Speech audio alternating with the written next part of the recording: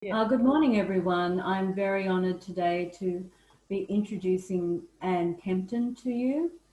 Most of you, of course, know Anne as the owner and gallerist of Timeless Textiles Gallery, and of course, the curator of Ain't the Archies.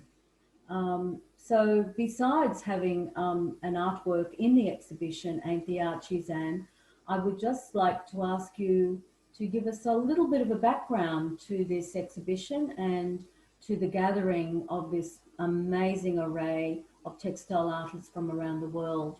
So could you tell us a bit about Ain't the Archies? Yes, of course, this is a bit unusual, isn't it, Wilma? I usually do the interviewing. Ain't the Archies is a play on our Archibald Prize that we have. It's 100 years this year. And some years ago, Joe Hamilton was out from Canada, and we went to a local regional art gallery, and we came across this book called Unraveled. And we were talking a little bit about portraits and fibre art, and I looked through here and there's quite a few of the fibre artists that are now in Ain't the Archies, and it got me thinking about, wouldn't that be great to be able to have fibre artists do a portrait either of themselves or another fibre artist. And it was around raising the profile of how beautiful fibre art is, as well as the profile of the fibre artists. So I'm delighted that we have 20 artists from around the world who are part of this show. And it's the most extraordinary gathering of artists. I feel so privileged to have them accept and be part of this show. Thank you, Anne. It is truly a once in a lifetime show, I think, and how wonderful to celebrate the Archibald Prize in a very different way and to raise the profile of fibre and textile art. And that is what you do best, I think, in the world. So I want you to now, if you would please, talk about your own work and why you chose your subject, please. So I, like you, have dabbled in fibre art for decades, and probably about 11 years ago, I decided that what Australia needed, and I didn't realise that part of maybe the world needed, was a dedicated art space for fibre art, for it to be taken seriously. So after talking with people like you and other fibre artists around Australia, I did open up Timeless Textiles. So that has also given me the access to extraordinary artists who come through for both exhibitions and workshops. And I've gained a lot of skills, some by osmosis and some by working alongside them, of finding a place like you where I've landed and feel quite comfortable working as a fibre artist. So it's been a really interesting decade, I must say, of finding a place that you're comfortable with as a fibre artist. I have chosen Nalda Searles as my subject for the portraits I did. And why I chose Nalda is I met her some years ago in the gallery. I had previously seen an exhibition of hers in Manly about 12 years ago. And I was amazed. Here were these huge 12-foot tall kangaroos that had been made out of bush reeds, and extraordinary found objects that she was able to pull together that had been woven. And I had never seen work like that, that was so unusual and so raw, and there was a lot of honesty and integrity in her work. So I was delighted when I actually met her because she came to the gallery to see one of the exhibitions. She lives over on the west coast of Australia. She's very highly regarded, and she spent decades collaborating with Indigenous women in the desert, and her work reflects that. And what I love about her work is her mark making. And that's what I was hoping to reflect in the work that I did for Ain't the Archies. So she loves using bush plants and fibres, and she also refers back to family history. So I felt, I must say, a bit daunted having decided to work with Nalda. I got permission to do that, and she didn't want to see any of the process work. She just wanted to see the last pieces I did.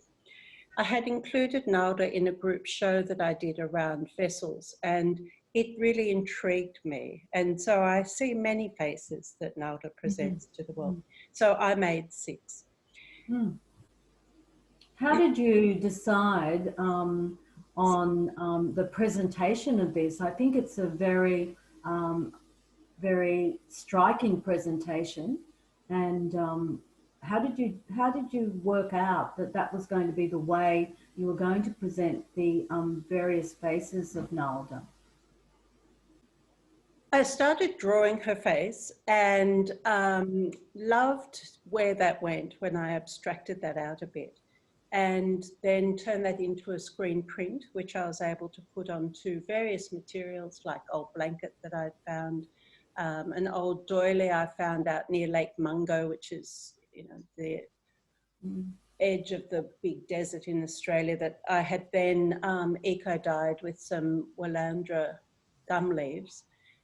So each time I explored how I could interpret her face, particularly from that first drawing, into a material that I think was something that she may have either used or was close to representing her life, it just continued to grow like a gallery. So I had eco-dyed some found objects. I made some felt which represented the kangaroo paws, because that's a symbol she uses a lot. She does use a little bit of red throughout her work, and so the joiner for each of these 6 different faces was just a bit of red stitch on the whole. I've also had a go, which I've never done before, of creating a sculpture of her face, which I must say I really loved, because what it does is get your hand in and get to know the contours of her face. And from that, I was able to cast a cement fondue. I played with using some metal fabric that I had been given by Alison, and stitched into that her profile, and then put it into a cast with resin. I'd also played with making some ink whilst I was out west around the desert area, and made a paper-mache face. So I had to go at many different presentations. Another that I had made was using some papers that I'd painted and put it onto some elephant poo paper that I'd been given. So to then present it was putting them into rust boxes. And that for me was a really helpful way of installing them, because it framed them and joined them up, and they've become a tower of the many faces of Nalda. And I think just having 1 or 2 sitting by itself wouldn't portray what I see as the many aspects of her. I thought the tower idea was really great, because I kind of thought, oh, tower of strength, and Nalda is a tower of strength. And I thought also what you did really respected her love of country and sense of place as well. So congratulations. I think it was a very successful portrayal of Nalda. I've discovered I really like drawing and abstracting faces. I think that we have very interesting shapes and lines, and there's very different ways of mark making.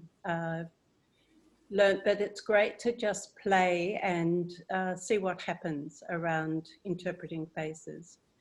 So I've also enjoyed being able to install this show, because it shows me the many different ways we all look at faces.